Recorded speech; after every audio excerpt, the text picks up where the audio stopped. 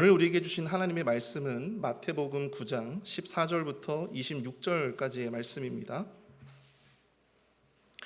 마태복음 9장 14절부터 26절까지의 말씀, 저와 여러분들이 교독하겠습니다. 우리 마지막 절은 함께 읽습니다. 그때 요한의 제자들이 예수께 나와 이르되 우리와 바리새인들은 금식하는데 어찌하여 당신의 제자들은 금식하지 아니하나이까? 예수께서 그들에게 이르시되 혼인집 손님들이 신랑과 함께 있을 동안에 슬퍼할 수 있느냐? 그러나 신랑을 빼앗길 날이 이르리니 그때에는 금식할 것이니라. 생배 조각을 낡은 옷에 붙이는 자가 없나니 이는 기운 것이 그 옷을 당기어 헤어짐이 더하게 되미요, 새 포도주를 낡은 가죽 부대에 넣지 아니하나니 그렇게 하면 부대가 터져 포도주도 쏟아지고 부대도 쏟아버리게 됨이라. 새 포도주는 새 부대에 넣어야 둘이 보존되었느니라. 예수께서 이 말씀을 하실 때에 한 관리가 와서 절하며 이르되 내 딸이 방금 죽었사오나 오셔서 그 몸에 손을 얹어 주소서. 그러면 살아나겠나이다 하니 예수께서 일어나 따라가시매 제자들도 가더니 12의 동안이나 혈루증으로 앓는 여자가 예수의 뒤로 와서 그 겉옷가를 만지니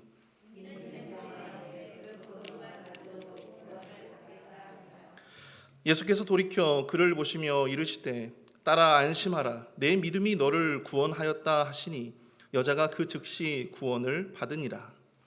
예수께서 그 관리의 집에 가사 피리 부는 자들과 떠드는 무리를 보시고 이르시되 물러가라, 이 소녀가 죽은 것이 아니라 잔다 하시니 그들이 비웃더라. 무리를 내보낸 후에 예수께서 들어가사 소녀의 손을 잡으시매 일어나는지라. 함께 읽습니다. 그 소문이 온 땅에 퍼지더라. 아멘. 오늘 말씀의 제목은 예수 나의 좋은 치료자입니다. 예수 나의 좋은 치료자. 경주에 있는 길교회를 담임하고 계시는 김종성 목사님이 쓰신 닥터 예수라고 하는 책이 있습니다. 이 책을 쓴 김 목사님은 목회뿐만이 아니고 심신의학을 전문적으로 공부하시고 연구를 해오시는 분입니다. 예수님이 다름 아닌 말씀으로 병자들을 치유하신 것처럼 하나님의 말씀은 오늘날에도 변함없이 육신의 질병을 고칠 수 있다고 그분은 말씀하고 있습니다. 인간의 병이라고 하는 것이 죄로 말미암아 하나님의 형상이 파괴된 탓에 비롯된 것이기 때문에 말씀이야말로 하나님의 형상을 회복하고 또 우리의 육신까지도 회복시킬 수 있는 최고의 치료제라고 하는 것이죠. 무언가 묘하게 설득이 되는 듯한 그런 느낌이 있지 않습니까? 복음서들을 통해서 우리는 예수님의 정말 많은 치유 기사를 확인해 볼 수가 있습니다. 그런데 여기서 우리가 자칫 오해할 수 있는 부분이 있습니다. 그런데 예수님은 치유 자체를 위해서 이 땅에 오신 것이 결코 아닙니다. 예수님의 치유는 그 사건 이면에 예수님이 드러내시고자 하는 분명한 영적인 메시지가 있습니다. 그렇기 때문에 우리가 그것을 파악하면서 이 복음서의 치유 기사를 읽을 필요가 있다고 하는 것이죠. 오늘 본문도 복음의 대표적인 치유 기사 중에 하나인데요. 오늘 이 치유 사건의 뒤에 의미하는 영적인 교훈이 무엇인지에 대해서 우리가 예수 나의 좋은 치료자라고 하는 주제를 가지고 함께 말씀을 나눠보고자 합니다. 첫 번째로 예수님을 만나면 우리의 생각이 치유됩니다. 예수님을 만나면 우리의 생각이 치유됩니다. 오늘 보면 14절은 말씀하고 있습니다. 그때 요한의 제자들이 예수께 나와 이르되 우리와 바리새인들은 금식하는데 어찌하여 당신의 제자들은 금식하지 아니하나이까? 자, 여기서 그때에라고 하는데요. 여기서 이 그때에라고 하는데 그때가 언제일까요? 바로 오늘 본문의 앞 문맥을 살펴보시면 예수님이 당시 유대인들이 죄인이라고 부르던 세리들과 함께 마태의 집에서 식사를 하던 때를 의미함을 볼 수가 있습니다. 앞에 문맥에서도 바리새인들은 예수님이 죄인들과 함께 식사하는 것을 문제 삼습니다. 그리고 이제 요한의 제자들까지도 나서서 예수님과 예수님의 제자들이 금식하지 않는 것을 두고 그것을 문제 삼고 있다는 것이죠. 당시 구약의 율법은요, 1년에 단 하루 대속죄일을 의무적인 금식의 날로 정했습니다. 그래서 유대인이라면 1년에 단 하루 대속죄일에만 금식을 하면 되는 것입니다. 그런데 그 경건함에 열심히 특심이던 이 바리새인들이 그것 가지고 되겠느냐라고 해서 일주일에 월요일과 이 목요일 이틀을 정해서 의무적으로 금식을 하는 날로 그렇게 장려를 해왔습니다. 아마도 예수님이 마태의 집에서 식사를 하던 바로 그때가 그들이 장려하던 금식일이 아니었을까 그렇게 생각을 해볼 수가 있는 것이죠. 요한의 제자들은 예수님을 시험하기 위해서 예수님께 왜 금식을 하지 않느냐 그렇게 질문했다라기보다는 경건을 위해서 더욱더 금식에 힘써야 할 분이 오히려 그 금식일 날 죄인들과 함께 금식하지 아니하고 죄인들과 함께 식사를 하는 모습을 보면서 그것이 도무지 이해가 되지 않았던 것입니다. 특히 바리새인이 아닌 요한의 제자들이 이토록 예수님과 제자들의 금식 문제에 민감했던 것은 자신들의 스승인 세례 요한 때문입니다. 왜 그럴까요? 바로 이 말씀이 나누어지던 그 당시에 세례 요한이 지금 어디에 갇혀 있어요? 네, 유대 왕궁의 감옥에 갇혀 있는 상황이었습니다.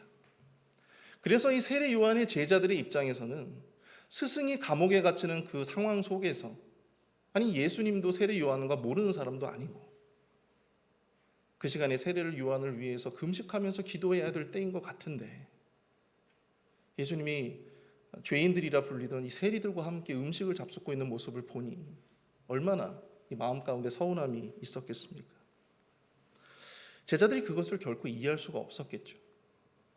세례 요한의 제자들이었지만 그들의 생각은 그들의 사고방식은 여전히 유대적인 세계관에서 벗어나지 못하고 있음을 우리가 볼 수 있습니다.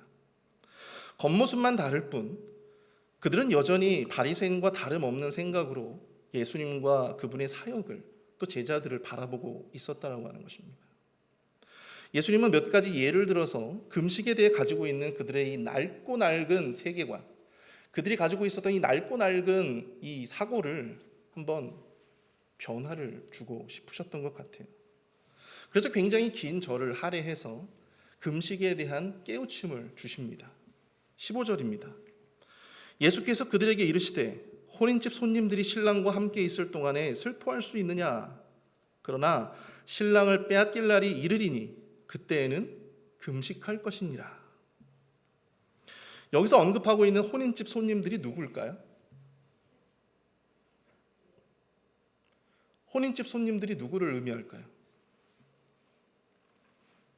우리가 그것을 이해해 보려면 마태복음 22장에 나와 있는 혼인집 잔치, 혼인잔치의 비유를 여러분들이 한번 읽어보셔야 됩니다.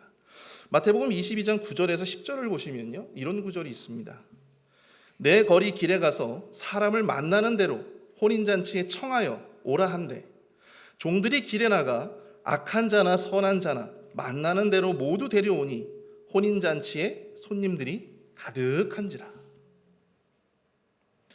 혼인집 손님들은요, 혼인잔치에 초청된 사람들이었어요. 그런데 맨 처음에 혼인집에 초청된 사람들은 이 모양 저 모양으로 그 초청을 어떻게 했어요? 거부했죠. 네, 거부했습니다. 그래서 화가 나서 다 필요 없다. 네, 길거리에 나가서 악인이든 의인이든 다 초청해라. 그래서 그렇게 초청된 사람들이었어요. 여기에는 죄인들과 같은 악인들도 포함되고 있음을 보게 됩니다. 마태와 같은 세리들이 예수님과 식사를 하고 있어요. 그것은 바로 예수님이 혼인집 손님과 신랑의 식사로 그 자리를 비유하고 계심을 볼 수가 있는 것입니다. 마태와 세리는 비록 죄인으로 불렸던 사람들이었지만 세상 사람들에게 그들은 악인이었고 세상 사람들에게 그들은 죄인이었어요. 그런데 그들도 엄연히 주인의 초청을 받은, 주인의 혼인잔치에 초청을 받은 혼인집 손님들이었다고 하는 것입니다. 주인의 초청에 응해서 신랑과 함께 그 혼인잔치의 기쁨을 만끽하고 있는 중이라고 하는 사실이죠. 여러분 다 결혼식 기억나십니까? 여러분 결혼식에서는 슬픔과 금식은 어울리지가 않죠. 결혼식 날에 금식하는 사람은요, 한 사람이면 좋게요. 누굴까요? 그렇죠. 웨딩드레스를 입어야 되니까 신부 하나면 족합니다. 아무리 바리새인들이라고 해도 결혼을 하는 주간에는요, 그들도 금식을 하지 않았습니다. 죄인들의 신랑이 되신 예수님이 그들과 함께하는 때에는 굳이 금식하며 슬퍼해야 할 이유가 없었다라고 하는 사실입니다. 오히려 기뻐하고 즐거워하며 축하해야 하는 그러한 시간이었던 것이죠. 그러나 예수님은 그 신랑을 빼앗길 날이 이를 것이다 라고 또한 예언하고 있음을 보시게 됩니다. 그날이 언제입니까? 바로 예수 그리스도가 십자가 지시고 제자들을 떠나게 되는 때를 말하는 거예요. 여기서 우리가 주목해야 될 것은 예수님은 금식 그 자체를 부정하거나 부인하신 적이 없다라고 하는 사실입니다. 그것을 무시하시지도 않았어요. 금식이 하나님의 율법을 통해서 허락하신 바로 이 금식이라고 하는 것이 올바른 때와 올바른 이유로 행해져야 함을 강조하고 계신 것이라는 겁니다. 그러면서 예수님은 그 유명한 두 가지 비유를 드세요. 16절, 17절입니다. 함께 읽어볼까요? 16절, 17절 시작. 생배 조각을 낡은 옷에 붙이는 자가 없나니 이는 기운 것이 그 옷을 당기어 헤어짐이 더하게 되미요.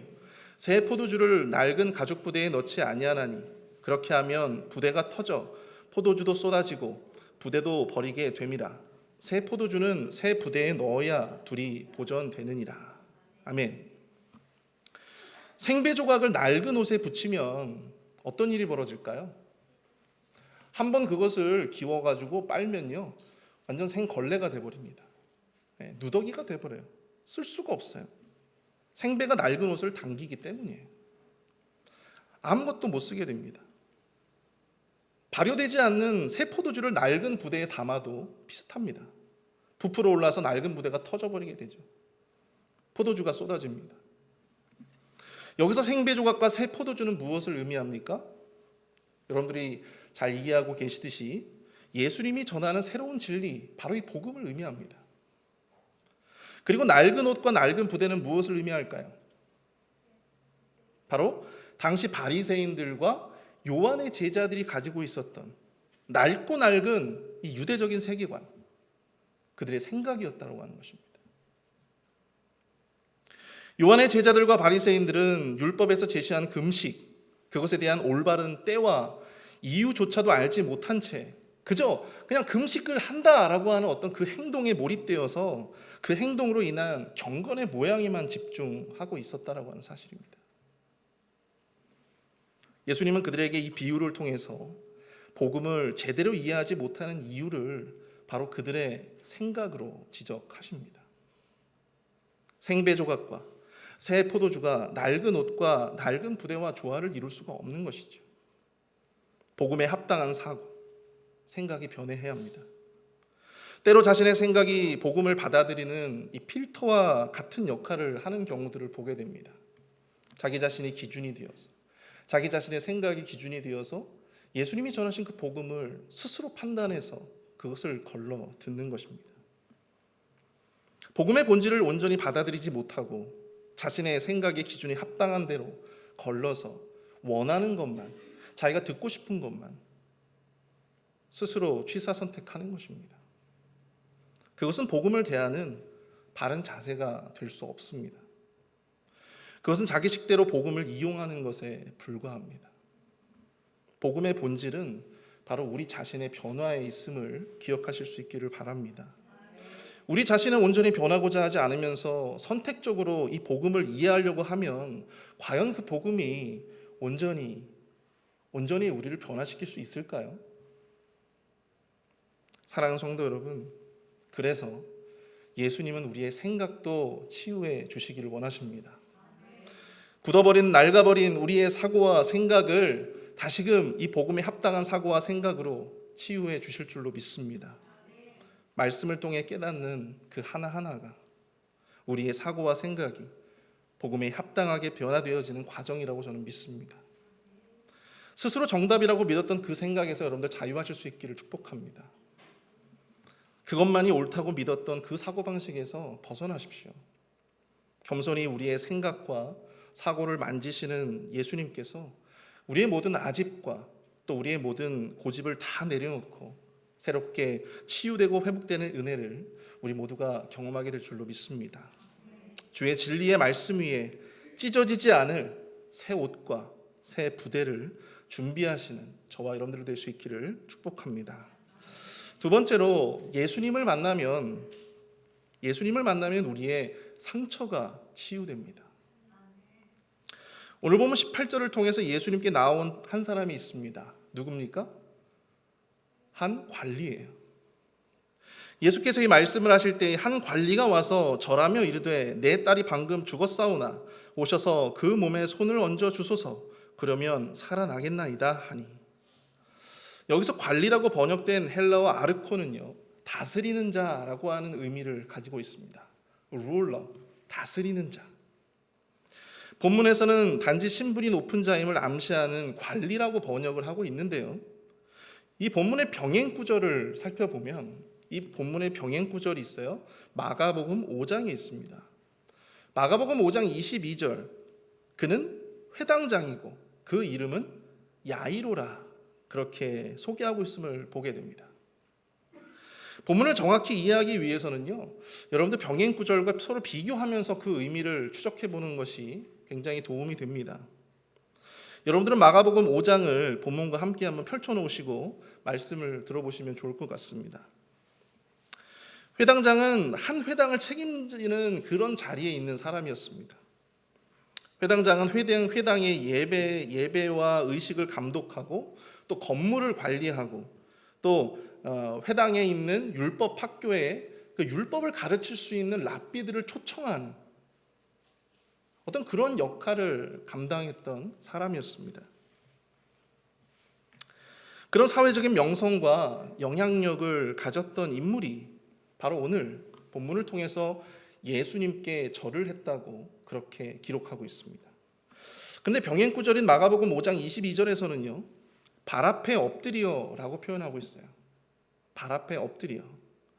도대체 무엇이 그로 하여금 아무것도 눈에 보이지 않는 이 나사렛 출신의 이 목수에게 무릎을 꿇고 그 발에 엎드리도록 만들었던 것일까요?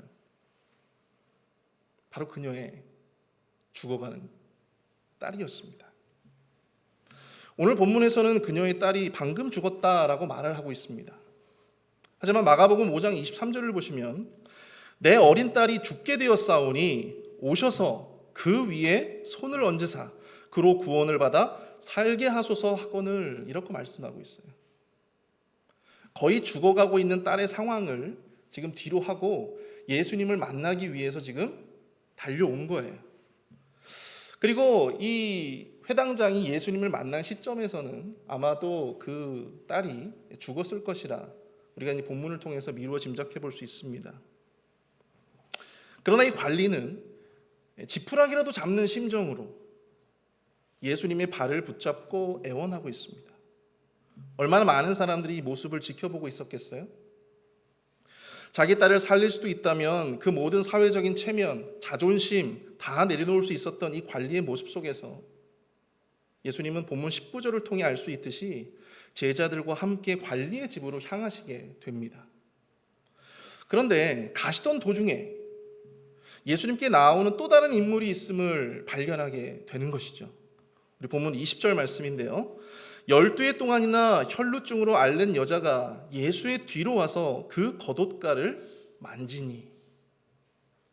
자, 당시의 상황을 조금 더 생생하게 느껴보려면 우리가 병행 구절을 함께 읽어봐야 됩니다.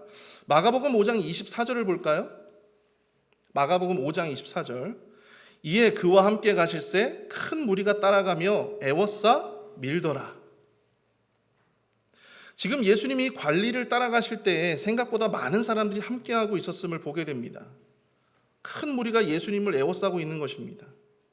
그 정신없고 복잡한 거리의 모습이 여러분들 상상이 되십니까? 그런데 참 신기하죠. 그 복잡한 무리들을 뚫고 12의 혈루증을 앓고 있었던 이 여인이 예수님의 겉옷을 만지게 됩니다. 마가복음을 보면 그녀가 그 질병 때문에 많은 의사도 만나고 온갖 약을 다 써도 효험이 없었다라고 이야기하고 있습니다. 오히려 그 상태가 중해졌다고 말씀하고 있어요. 그러다가 예수님의 소문을 듣고 그 옷에만 손을 대어도 구원을 받을 수 있겠거니 생각하고 그것을 실행에 옮겼던 것입니다. 그런데 그 믿음대로 예수님의 옷을 만지자마자 혈루의 근원이 마르고 병이 다 나았다고 성경은 고백하고 있습니다. 그런데 이것을 예수님이 어찌하셨는지 다급하게 그 가시던 걸음을 멈춰 서셨다는 하는 것입니다. 누가 내 옷에 손을 대었느냐? 누가 내 옷에 손을 대었느냐? 그 복잡한 일행들 속에서 예수님의 옷을 만진 사람이 여러분들 한두 사람이었겠어요? 그런데 예수님의 믿음으로 치유의 역사가 일어난 자를 예수님께서 찾으시는 거예요. 그때 여인이 두려움 속에서 모든 일을 이실직고 하게 됩니다. 자, 그때 마가복음 5장 34절에서 예수께서 이르시되 딸아 내 믿음이 너를 구원하였으니 평안히 가라 내 병에서 놓여 건강할지어다.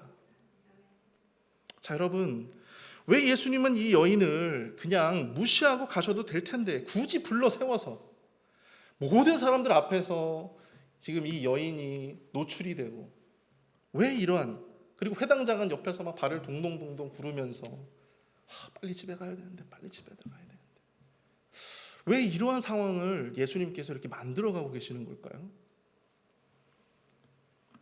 그것은 바로 그녀의 육신의 질병뿐만 아니라 그의 평생을 그녀가 마음 가운데 쌓고 살았던 이 마음의 질병을 고쳐주시고자 함이었던 것입니다. 그것을 알려면 우리가 그녀가 알았던 이 혈루증에 대해서 한번 살펴볼 필요가 있습니다. 레위기 15장 25절에서 27절을 보시면 이 병에 대해서 이렇게 기록하고 있음을 봅니다. 만일 여인의 피의 유출이 그의 불결기가 아닌데도 여러 날이 간다든지 그 유출이 그의 불결기를 지나도 계속되면 그 부정을 유출하는 모든 날 동안은 그 불결한 때와 같이 부정한 즉 그의 유출이 있는 모든 날 동안에 그가 눕는 침상은 그에게 불결한 때의 침상과 같고 그가 앉는 모든 자리도 부정함이 불결한 때의 부정과 같으니 그것들을 만지는 자는 다 부정한 즉 그의 옷을 빨고 물로 몸을 씻을 것이며 저녁까지 부정할 것이요. 혈루증은 당시 여인들이 앓고 있었던 유출병입니다. 근데 이 유출병을 당시에 이 율법에서는 그것을 굉장히 부정하게 그리고 있다고 하는 것입니다. 그리고 그 부정한 자가 앉았던 침상, 누웠던 침상, 그리고 앉았던 자리도 부정하게 여겨졌다고 하는 사실이죠. 육신의 고통보다 더 큰 고통이 무엇이었을까요? 사회적으로 부정한 여인이라는 꼬리표로 12년을 살아온 이 여인에게 육신의 고통보다도 더 큰 고통은 그녀를 부정하다고 여기는 사람들과 그리고 사회의 싸늘한 시선과 손가락질 그리고 배척이 아니었을까요? 그런 그녀에게 영원한 대제사장이 되신 예수님은 그녀의 부정함을 믿음으로 정결케 해주신 것입니다. 그리고 그녀의 부정함이 다시 정결케 되었음을 이자가 정결하다라고 하는 그 정결함을 믿음으로 인한 그 정결함을 믿음으로 인한 그 구원받음을 온전히 만방에 선언해 주셨다라고 하는 사실입니다. 부정한 여인으로서 목숨을 건 믿음으로 예수님께 나온 그녀가 치유된 것은 그녀의 육신뿐만이 아닙니다. 바로 그녀가 12년 동안 안고 살았던 그 마음의 상처까지도 예수님은 말끔히 치유해 주셨습니다.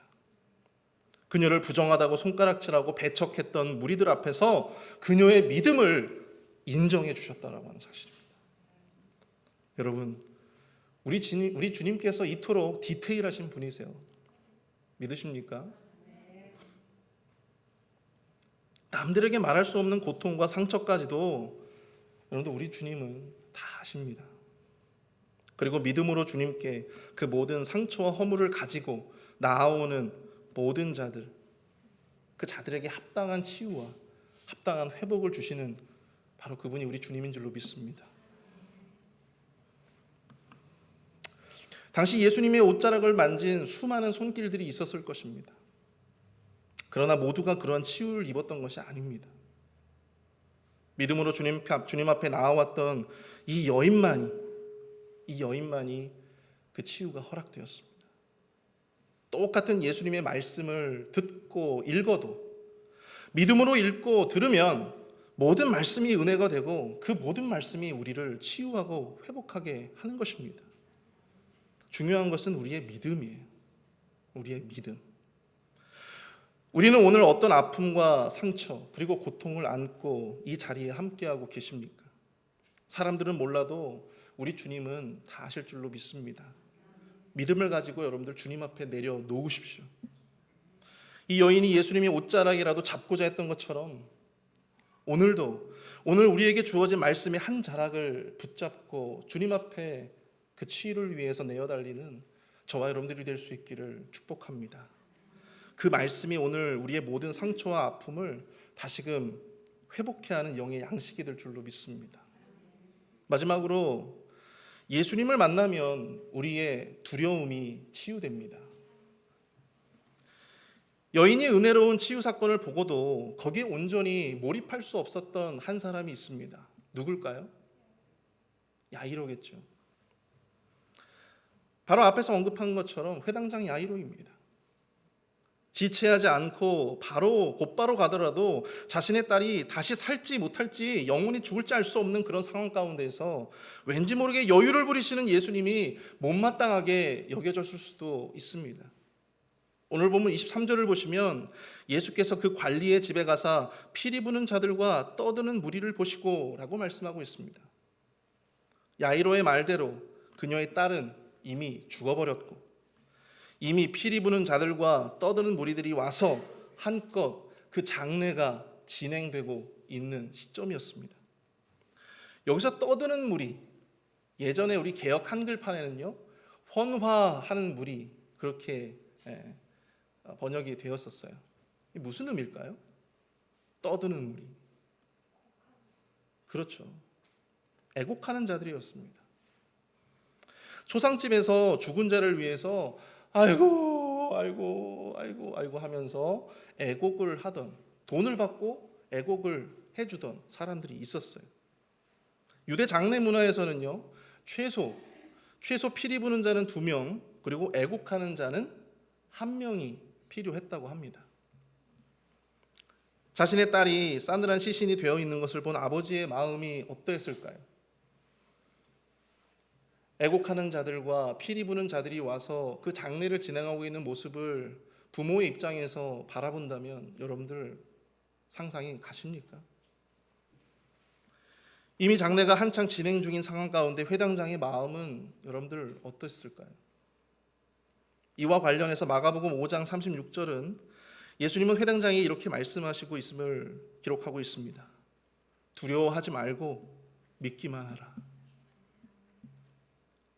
예상되었던 결과였지만 이 딸의 시신을 마주하는 아버지의 마음은 더 이상 이 딸과 함께할 수 없다는 두려움이 강하게 엄습해오고 있었습니다. 그리고 장래에 고용된 피리 부는 자들과 애곡하는 자들은 이 회당장의 그 두려운 마음을 더욱더 커지게만 만들 뿐이었어요. 바로 그때 예수님은 그 모든 무리들에게 말씀하십니다. 오늘 본문 24절, 이르시되 물러가라. 이 소녀가 죽은 것이 아니라 잔다 하시니 그들이 비웃더라. 이것이 바로 생명의 권세를 가진 자, 예수 그리스도를 믿지 못하는 자들의 전형적인 반응이죠. 믿음이 없이 주어진 현상에만 몰두하는 사람들의 전형적인 반응이었습니다. 본문 25절에서 모든 무리를 내보내신 예수님은 소녀에게로 들어가셔서 그 소녀의 손을 잡고 일어서십니다. 마가복음 5장 41절에서는 그 아이의 손을 잡고 이르시되 달리다굼 하시니 번역하면 곧 내가 내게 말하노니 소녀야 일어나라 하심이라. 예수님의 말씀대로 마태복음과 마가복음 모두 그 소녀가 다시 살아났다고 기록하지 않아요. 뭐라고 기록하고 있을까요? 일어났다. 다시 살아났다고 기록하고 있지 않습니다. 모두 다 일어났다라고 기록을 하고 있어요. 자고 있던 소녀가 다시금 일어난 것입니다. 여러분, 딸의 죽음이라는 현상에만 집중하면 우리가 마땅히 우리가 보아야 할 것을 보지 못합니다. 이미 예수님은 회당장에게 자신의 옷자락만으로도 고침받는 여인을 보게 하셨습니다. 이러한 치유는 생명을 주관하시는 이가 아니고서는 감히 감당할 수 없는, 해낼 수 없는 치유의 기적이었어요. 그런데 그럼에도 불구하고 마가복음을 통해서 여전히 이 회당장 야이로의 마음 가운데에는 두려움이 가득했다라고 하는 사실입니다. 이것이 바로 두려움이 가지고 있는 아주 무서운 점이죠. 두려움은 우리가 마땅히 보아야 할 것을 보지 못하게 만들고 깨달아야 할 것을 깨닫지 못하게 만듭니다. 그저 두려움을 주는 실체에만 우리가 집중하도록 만든다라고 하는 것입니다. 회당장은 딸의 죽음이라는 두려움의 실체에만 사로잡혀서 치유의 기적을 베푸신 예수님의 권능을 보지 못했습니다. 깨닫지 못했어요. 집에 도착해서 죽은 딸의 시신과 이미 진행 중인 장례를 통해서 그의 두려움은 점점 커져만 갔습니다. 사실 왜 이상하게 예수님께서 회당장 야이로가 그 집을 따라가는데 왜 갑자기 그 혈루증으로 인해서 고침받은 여인을 이렇게 세워서 그녀의 간증을 듣고 또 그녀에게 또 그 믿음을 인정해주며 칭찬해주며 왜 그런 퍼포먼스를 예수님께서 하셨을까요? 그것은 바로 두려움 가운데 있었던 이 회당장 야이로의 마음 가운데 믿음의 확신을 주고자 하셨던 예수님의 의도된 연출이었다고 저는 믿습니다. 그럼에도 두려움에 갇혀버린 이 회당장, 그는 그것을 깨닫지 못합니다. 그런 회당장에게 예수님이 하신 말씀은 이것입니다. 두려워하지 말고 믿기만 하라. 민수기 13장과 14장을 보시면 가나안 땅에 정탐을 마치고 돌아온 정탐꾼들의 보고가 기록되어져 있습니다. 여호수아와 갈렙을 제외한 나머지 정탐꾼들의 보고를 들은 이스라엘 회중들은 소리를 높여 부르짖으며 밤새 통곡했다고 민수기는 기록하고 있습니다. 그러면서 애굽에서 사는 편이 더 나았다고 그렇게 한탄합니다. 가나안 거주민에 대한 강함 그리고 그 성벽의 견고함을 본 정탐꾼들은 이미 큰 두려움이 그들의 마음 가운데 이미 크게 자리 잡고 있었어요. 그리고 그 두려움으로 인해서 아이러니하게도 약속의 땅을 보았음에도 불구하고 하나님의 약속을 보지 못했다라고 하는 사실입니다. 홍해바다를 가르시고 또 하늘에서 만나와 메추라기를 내려주시고 낮에는 구름 기둥으로 밤에는 불 기둥으로 역사해 주셨던 그 하나님의 놀라운 능력을 그들이 이미 경험했음에도 불구하고 그들에게 두려움을 주는 그 실체에만 집중한 나머지 그 하나님을 놓쳐버렸다라고 하는 사실입니다. 사랑하는 성도 여러분, 똑같은 광야의 길을 걸어도 믿음으로 걸었던 자들에게는 그 길은 은혜와 축복의 길이었습니다. 그러나 믿음이 없이 두려움으로 걸었던 그들에게는 광야는 죽음의 길이었고 그 광야에서 그들은 약속의 땅을 밟아보지도 못하고 그 광야에서 그들의 증언대로 죽음을 맞이하게 되었다는 건 사실입니다. 우리에게 두려움을 주는 그 실체에 집중하지 마십시오. 두려워하지 말고 믿기만 하라 말씀하시는 주님의 그 음성을 따른 우리 모두가 될 수 있기를 축복합니다. 지금 이 순간 우리의 삶에 큰 두려움을 주는 문제는요, 여러분들 그 두려움의 실체가 아닙니다. 하나님께 그것은 전혀 문제가 되지 않아요.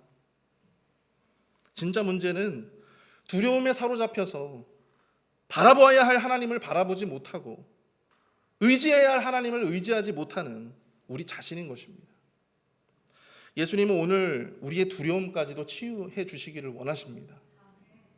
두려움에 갇힌 우리의 마음을 치유하고 또 우리가 마땅히 집중해야 할 것이 무엇인지를 바로 깨닫게 하시는 그 하나님의 역사를 오늘 본문은 말씀해 주고 있다고 하는 것입니다. 두려움의 실체가 아니라 능히 그것을 이기게 하시고 또한 해결하실 우리 하나님의 권능을 바라보시는 우리 모두가 될 수 있기를 축복합니다.